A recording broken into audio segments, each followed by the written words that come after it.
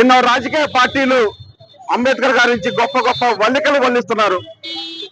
కానీ నేను ఈ వేదిక నుంచి రెండు విషయాలు విజ్ఞప్తి చేస్తా ఉన్నా. ఒకళ్ళేమో కాంగ్రెస్ పార్టీని విమర్శిస్తారు, ఇంకొకళ్ళేమో బీజేపీ పార్టీని విమర్శిస్తారు. 120 సార్లు కాంగ్రెస్ పార్టీ రాజ్యాంగాన్ని అమెండ్మెంట్ చేసింది, మేము చేస్తే తప్ప అని బీజేపీ పార్టీ అంటారు. నేను అడుగుతా ఉన్నా, భారత రాజ్యాంగం చిత్తుకాగితమా లేక ప్రామాణిక పత్రమా? ప్రామాణిక పత్రాన్ని ఇవాళ చిత్తుకాగితంలా చూస్తున్నటువంటి రాజకీయ పార్టీలకు ఈ వేదిక మీద వచ్చే అవకాశం లేదని నేను విజ్ఞప్తి చేస్తా ఉన్నా. భారత రాజ్యాంగాన్ని అడుగున అవమానపరిచే ఈ రాజకీయ నాయకులు ఇవాళ వల్లికలు వల్లిస్తా ఉంటే ఒక జోస్యం చెప్పినట్టు ఉందని ఈ సందర్భంగా తెలియజేస్తా ఉన్నా. అదేవిధంగా ఈ రోజు ఈ వేదికగా రాష్ట్ర ప్రభుత్వాన్ని డిమాండ్ చేస్తా ఉన్నాం.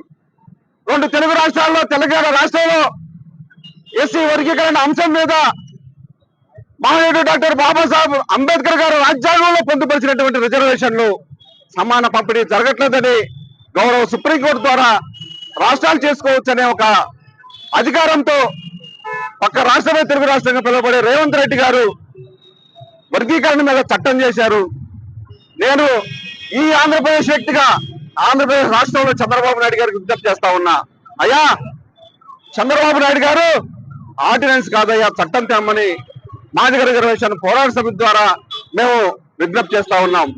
ఎప్పుడైతే ఆ చట్టం తెస్తారో ఆ చట్టం తెచ్చినటువంటి దళిత గిరిజన వర్గాలకు, దళితుల్లో ఉండబడే 59 కులాలకు నిజంగా అంబేద్కర్ ఘనమైన నివాళులు అర్పిస్తామని ఈరోజు ఈ సందర్భంగా తెలియజేస్తూ మరోసారి నాకు ఈ అవకాశం కల్పించినటువంటి ఎంఆర్పీఎస్ శ్రేణులకు అంబేద్కర్ గారి 135వ